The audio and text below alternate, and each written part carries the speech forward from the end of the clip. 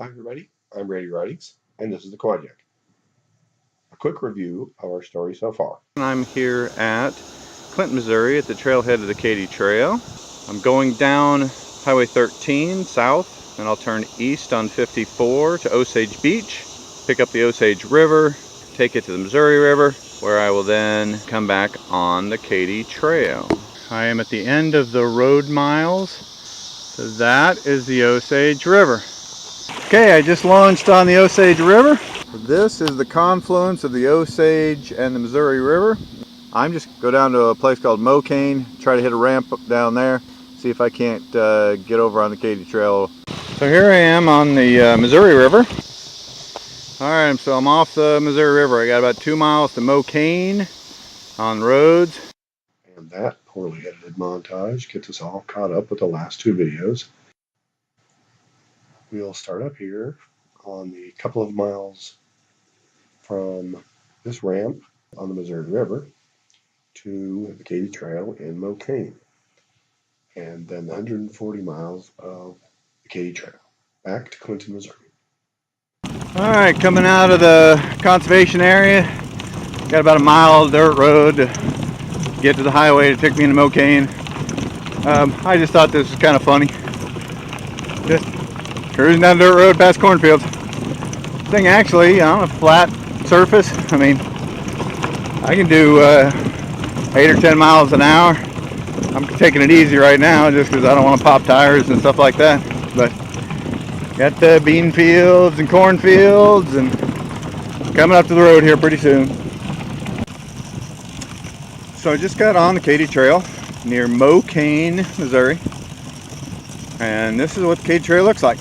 It's a wide trail, hard packed gravel, you can go pretty good. And the unfortunate thing is I'm going the uphill way. This follows the Missouri River basin, so this is just slightly uphill the whole way. I got 140 miles ahead of me, but I figure I can easily do 4 35-mile days.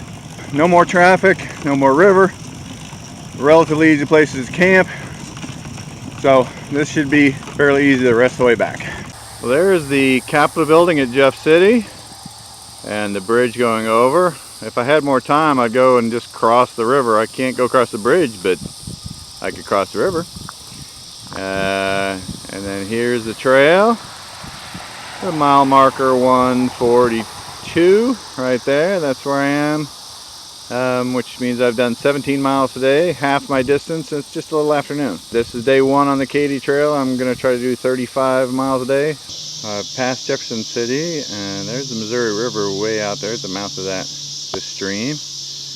There I am on this nice railroad bridge, real pretty bridge. So my thoughts are that, you know, I'm amphibious, but I'm not this amphibious. Wow, not sure exactly what happened there. I'm more than halfway through today and heading up the trail some more. I hear thunder in the distance. I'm hoping I'm not heading into a storm. And this is what the advantage of having an amphibious vehicle is and a waterproof camera. Just go right through the rain and keep on moving. It is Sunday night, end of day 8. I made 38 miles on the Katy Trail. Doing a little Blair Witch video here in the tent. It's raining out. It's been raining for about an hour. I set up in the rain, got in here in the rain, but kept mostly dry. Hopefully it'll end during the night. The tent's dripping a little bit. I need to reseal it apparently, but it's not cold. It's kind of a warm rain, so it's warm outside and in here. So I got just 100 miles left to go. 3 days, so it shouldn't be any problem at all. So this is the morning of day 2 on the Katy Trail. I did 38 miles yesterday. I got to Cooper's Landing. That's a nice little place. They got showers and food. I remember from 10 years ago when I rode the Katy Trail, there's a little cook wagon that makes Thai food. Very good. I actually doubled up. I had some Thai food, and then the other store had a brisket barbecue sandwich special going on, so I had that too. Finally eating again, like I ought to be. Like I said, had 2 dinners. I've learned snack during the day, really light, and then eat a big meal at night. I'm gonna just try to do about 33 to 35. Will put me even with my mileage. Just caught up to this guy. I'm going up the Katy Trail. He's going up the Missouri. I wanted to get a little film of this to check out his paddle wheels. This is wildlife on the trail. Ironically, the most water my boat ever gets in it is when it rains. I got stuck in this rainstorm. It's actually slowing down now. It was pretty heavy. Took a few breaks in the rain shadow under some trees and decided to run for it. Came around a corner, found this tunnel. So I am in here at least partially dry. Well, I'm wet, but I'm gonna dry off. And I'll wait till the rains to stop, and then I'll get going again. I got a short day today anyway. I'm only doing about 25. I have improvised a rain cowling and some fenders out of coroplast back there for the back wheels. I was getting spray. This is out of the rain fly on my tent. If the rain doesn't stop in about the next 10 minutes, I'm gonna check it out. Here's a view from inside the cowling. It's actually working really well. It's raining outside. I'm staying pretty dry. Shoulders get wet, but at least this is going to show me what I need to do to build a full cowling better later. It gives me really good ideas and measurements. So this is day 11, last day on the trail, I hope. I'm about 30 miles from Clinton. Sunny today. Rained all day yesterday, which really slowed me down. I really like this kind of tree arch over the trail here, so I thought I'd get a quick video of it. 30 miles to go. I'll be done.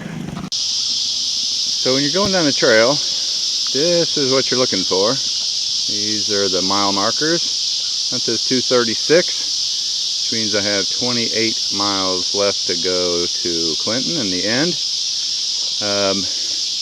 You go along on this trail, just kind of hoping to see another white rectangle up in the distance pretty soon.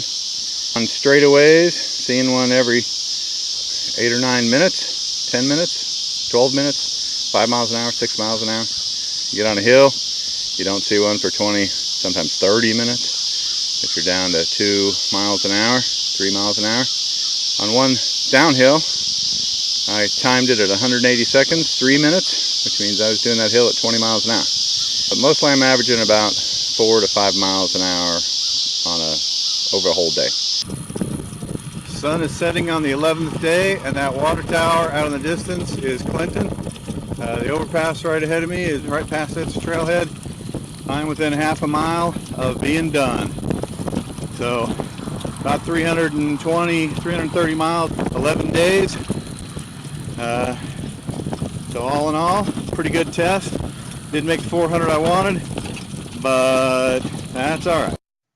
A few minutes later, I took this photo in Clinton, Missouri, the start and end point of this 350-mile, 11-day trip, proving to myself that the Quadyak is a viable, long-range, human-powered amphibious vehicle. While you enjoy some of the photos I took along the way, I'm going to do a quick epilogue, or what we used to call in the Army, an after-action report.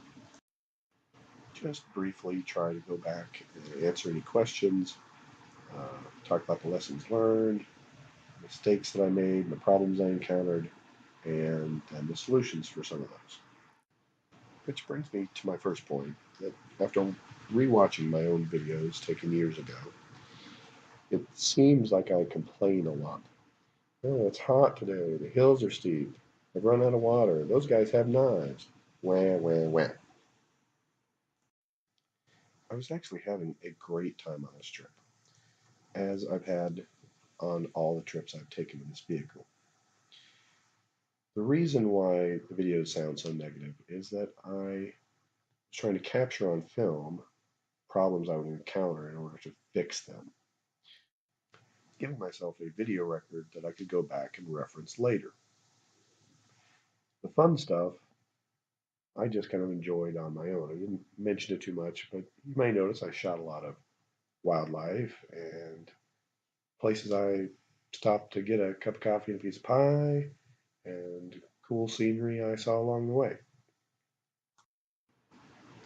Another thing is that when I talk about mileage estimates, it seems like I'm all over the place. I didn't have a GPS at the time. I was going off this map right here. This is my laminated map I carried with me that I printed off of mapping software. So those are really on the fly, off the cuff estimates. I went back later and delved into the mileage, and the miles I had posted on my banner here are probably the most accurate. You notice like the river miles say 77, when at one point I mentioned that the Osage is 76 miles long. The reason for that is I came out of the Osage for about 9 miles to go around a dam, then added 10 miles on the Missouri River for a total of 77. So the banner miles are, as far as I can tell, the most accurate. Let's talk about some logistics. Where did I sleep? In order, I slept in a motel in Wheatland, motel in Camdenton, Riverview Campground in Osage Beach, Sandbar on the Osage River, the cornfield on the Osage River. The campground I found by the dam detour on the Osage River, the ball field in Mokane, Cooper's Landing Campground, a city park that I can't remember the name of the town, and then a campground near Boonville, Missouri. And what did I eat? Well, I took things with me: cracker, peanut butters, tuna fish, noodles, but I often bought things along the road as well. Anytime I went through town, I would stop, maybe get a piece of pie, piece of pizza. So a mixture of brought food and bought food. And that goes for liquids as well. I would fill up water wherever I could, buy Gatorades, Pepsis wherever I could, make my own coffee most mornings, although I also bought some. One day, the hottest day of the trip, I counted my liquid intake, and I drank 200 ounces of water, 80 ounces of Gatorade, 32 ounces of coffee, 24 ounces of soda. This equals 336 ounces of liquid, which is 21 pounds. Did I gain 21 pounds that day? No.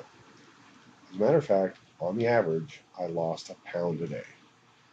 That's right, 11-day trip, I lost 11 pounds. The same weight loss ratio happened to me a year later on another trip. I attribute that to the fact that this vehicle is quite heavy. I push all day long. I can burn about 7,000 calories in a day. I only eat about 3,500 calories usually most days, in which case I lose 3,500 calories a day through my own fat stores. And 1 pound of human fat equals roughly 3,500 calories. So the math works out really well there. This severe weight loss is the thing that scares me the most about attempting a really long trip with this. Although I am going to try to do a coast to coast trip, I'm going to have to deal with this specific problem. And in probably one of two ways. One, uh, less caloric burn per day and more caloric intake per day.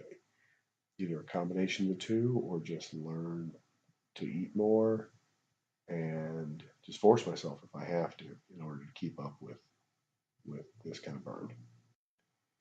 Other things you have to deal with in a long range trip is being able to react. You can make the best plan you want, but things are going to come up.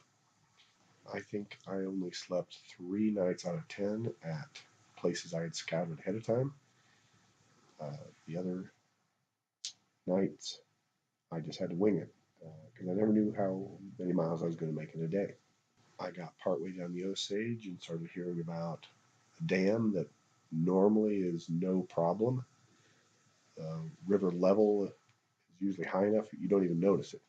but the river level was down, and therefore it had about a 3-4 foot drop off. And people have been actually getting hurt trying to take boats over it. So I had to detour, come out of the river, hit the roads for a few miles, and come back to the river. You just have to be able to think on your feet and make adjustments and not make stupid mistakes.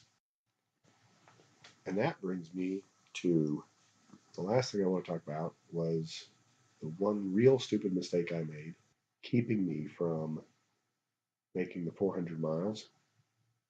Even in 11 days, I would have been satisfied with that instead of 10. And that was going into Osage Beach and buying brake shoes. At 1 o'clock in the afternoon, I was looking down a hill and I could see the campground where I was going to launch. And I turned to go into town to get brake shoes. That cost a half a day. But it really cost me probably 2.5 days. Because what I didn't realize is they were releasing water from the dam right then. And they would till about midday the next day. I lost all that fast moving water and slept overnight. Meanwhile, the river's still moving. Got up in the morning, the river's moving. I get in the river, and by that day, you could just feel it slowing down. First day I made about 25 miles. Every day after that, I only made about 15. I really could have made 30 miles plus per day had I gone down there and gotten on the cusp of that water coming out of the dam. I would have ridden in that current the whole way down and probably made the trip down the Osage 2 days faster than I did. I had a built-in way to adjust the length of my trip, which was by the time I got to the Missouri River, then I could pick how far down the Missouri I was going to go. Every mile down the Missouri was a mile back up the Katy. So I knew, I think I had 3 different ramps plotted out. First one in Mokane, another one another 25 miles down, another one like another 25 miles after that. And that way, if I made things really fast, I could have made this even longer than 400. But if had I been able to go another 25 miles down past Mokane, and then that 25 back up to Katy Trail, that would have been the 400 miles. So I had a self-correcting, pick your own adventure system built into my route. And unfortunately, when I missed the current in the river, and there's no way I could have known that, they don't publish that. The real kicker to this is I did not need the brake shoes. Once I made it down to the campground, one hill, and the brakes were fine enough for that, I was going to get in the river. I did not need brakes in the river. I was going to come out of the river, get on the Katy Trail, uphill on a gravel trail. I barely hit my brakes again for the rest of this trip. And yet I spent that half day going into town and getting it. Had I not made my distance because of my abilities or the abilities of the Quadyak, that's one thing. What really irks me is that I didn't make the distance I wanted to make primarily because I made a bad call under stress and when I was tired and not thinking through the ramifications of it. On the other hand, that is an excellent lesson. When you're in those situations, you need to really think about the ramifications of your actions. Okay, I think I'm going to end this here. Thank you all so much for coming along on my journey. I think the next video I'll work on is going to be a side-by-side comparison between riding a two-wheel recumbent that I have and the Quadyak over the same terrain on the same route. Kind of diving deep into that calorie burn and heart rate difference between this and a regular bicycle or recumbent vehicle. I'll try to have that video on soon. I've been getting new videos done about once a week. So please like, share, subscribe, and especially comment questions that you have about this trip, about the Quadyak itself. I'd love to hear from you all. Thank you very much. I'm Randy Ridings, and this is the Quadyak.